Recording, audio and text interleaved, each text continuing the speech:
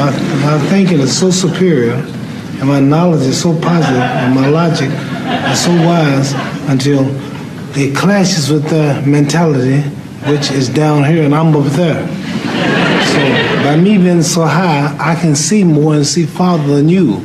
And you're looking up at me saying, Ali, don't do it. Ali, please stop me when it hurts. And you're on a job making 60, 70 pounds a week, or whoever this guy is. Never been out of the country, not known in his own neighborhood. Ali, don't do it. But I'm at such a high level until I don't think like you. I'm not like you. Now I say you, I mean the other person. But you know why they say that. I mean, it's for the best possible reasons, though. They have fear and they are wary. It looks dangerous to them. That's but it's not really that dangerous to me. How do you feel when people copy you? No, I'm happy. That means I'm success. Okay. Yeah. But it also pushes you, right? And also pushing me. I want a different. Like, when I'm doing a comedy, they do comedy. When I'm doing action, they doing action. Okay. How can I different? Okay, I do dangerous stunt. Nobody copy me. Only me. Because no one's crazy. Yeah. Then everybody, okay, check it. You do that. Then I just continue doing that dangerous stunt. Individuality and just appreciating like the way I think and the way I feel and having, you know, letting that have some value and worth and depending on that. So, you know what, if everybody else is, you know, what is it, the 4 or 5? Y'all got like 29 million highways out here. Yes, sir. Right? Take a different route. If y'all got traffic there, isn't that what you guys do? You get off on the next exit and you go somewhere else. You rather sit in the traffic with a stoplight than to be on the 405 trapped. Right. You know what I'm saying? And I think that like individuality is a wonderful thing. It's the reason why Drake is so good. It's the reason why Lord is so good. You know, it's the reason why, you know, the West Coast own Tyler the Creator and Our Future and Kendrick Lamar. Like these are all like none of those guys sound alike. Yet and still they're all out at the same time. Right. Doing their, you know, prospective things. Right. So it's betting on yourself and betting on your difference and appreciating the rarity of how you think. Birds of a feather flock together. You run around with losers, you will end up a loser. Unconsciously, you will pick up their ways, you'll pick up their habits, you'll pick up, most importantly, their attitude about life. If you're around cynical, negative people all the time, you will become cynical and negative. So you got to watch yourself. Many of us are living out the lives of other people, living out their conclusions, living out of their consciousness. The other thing is that you begin to looking at your life and looking at what it is that you want to achieve. Another crucial thing that you must do is align yourself with powerful people. Align yourself with people that can encourage you, people that can empower you, people that you can learn from, people that you can grow from. That's very important. See, if you have people around you that can contribute to your growth. When I wanted to become a speaker, I joined the National Speakers Association. I wanted to be around the Dr. Norman Vincent Peales, the Zig Ziglars, the Dwayne Dyers. I wanted to be around people that were doing what I wanted to do. I wanted to learn from them.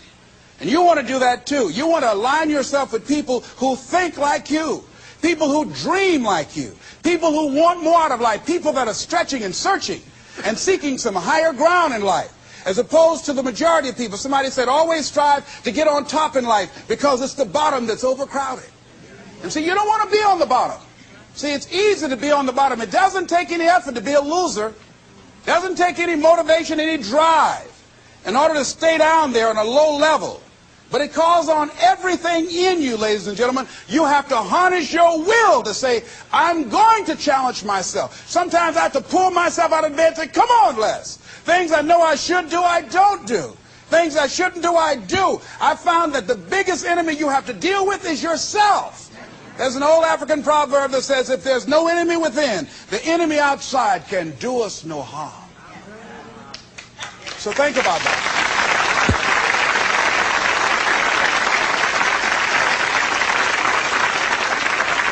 So as you begin to look toward making this your decade, as you begin to look toward making your life different, as you begin to look at yourself, you've got to redefine yourself. Who are you right now?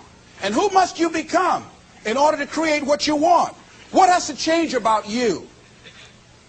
What is it that you're doing right now that would be a liability for you? As you begin to look toward the future and take inventory of yourself, what is it about you right now that you've got to leave this behind because this no longer fits? Looking at where you want to go and the kind of person that you must become, the kind of standards that you have for you. What is it that you must do differently? Repeat out to me, please. If you want to keep on getting what you're getting, keep on doing what you're doing. See, that doesn't take an Einstein for that one. All right? It makes sense unless you change your pattern, unless you change the way you're thinking, unless you change your behavior, you're going to continue to produce the results in your life. See, all of us are winners, but some of us are producing results that we don't want. And so all you have to do is look at your game plan, look at your strategy. How is it that you have been being? What is it that you've been doing to produce this? So you're the director, you're the producer, you're writing the script, you're the star of your life. And as you begin to look at your life, you can decide whether or not it's a smash or whether or not it's a flop. That's in your hands. Look at your life, look at where you want to go. Don't worry about your circumstances. Don't worry about your age. I have a friend who's up in age, over 70, and she wanted to build a multi-million-dollar complex. The name is Dr. Johnny Coleman. Lenders and bankers say, you can't do that, you're too old. She ignored them. That building now stands, ladies and gentlemen, a multi-million-dollar structure. But there are a lot of people who would have listened to that. There are a lot of people that would not have even gotten to that point. They would have talked themselves out of even going down to the bank to ask for it, because they've already said no to themselves. See, it's time now. If you want to make this your decade, you've got to start saying yes to your life. You've got to start saying yes to your dreams, yes to your unfolding future, yes to your potential, as opposed to saying no. See, 87% of our self-talk is negative. So you've got to make a conscious, deliberate, determined effort to say yes to your dreams. Why not? Why not me? Don't spend time like most people going through life complaining. Don't try and get on talk shows and tell everybody how life has done you wrong. Here's what's happening in the audience. 80% don't care, and 50% glad it's you.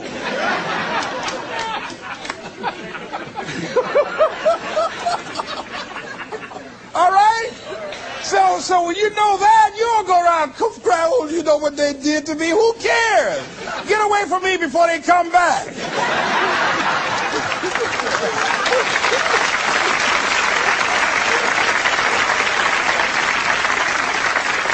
I had a friend of mine that said something that's very important. He said, hey, it doesn't matter what happens to you. The only thing matters, what are you going to do about it? That's all that matters. Okay, life knocked you down. What are you going to do about it? How long are you going to sit there and say, you know what they did to me? How long? Who wants to hear that racket? Use that energy to get up from there and move on and get on with your life. You got to learn to let the past go so you can grow. Many people never act on their dreams because they allow their past experiences to determine what their possibilities are. Whatever you've done in the past, that's not a reflection of your possibilities. That's just a reflection of your consciousness. That's just a reflection of your development and your growth. The future is unfolding for you right now. The future is unlimited for you right now. No one knows where you can go. No one knows what you're capable of or what's possible for you. You don't even know that. I had no idea, ladies and gentlemen. No one could have convinced me that I was able to do this. I'll never forget, I was speaking in Detroit, and a high school friend of mine saw me afterwards, and he was backstage. He said, I can't believe it's the same person. And I thought for a moment, and I said, it's not. The person you know, he's gone. He doesn't live here anymore. We have the power to change our personal history, changing the direction of our lives, changing our thoughts, changing where we want to go, exploring new horizons. So as you begin to look at this decade and affirming that this is your decade, as you set goals that will make you stretch, that will bring out the best in you, as you begin to remove the negative, toxic people from your life, as you decide to take some chances in life, and that's one of the things that's very important. Viscard said, if you're not willing to risk, you cannot grow. And if you cannot grow, you cannot become your best. And if you cannot become your best, you cannot be happy. And if you can't be happy, then what else is there? I'll never forget when I reach my first major goal of buying my mother at home. I never forget what it was like, and you're going to have this experience when you reach some major goal. When I drove up to the house and I got out and I gave Mama the key, and I said, Mama, this is for you.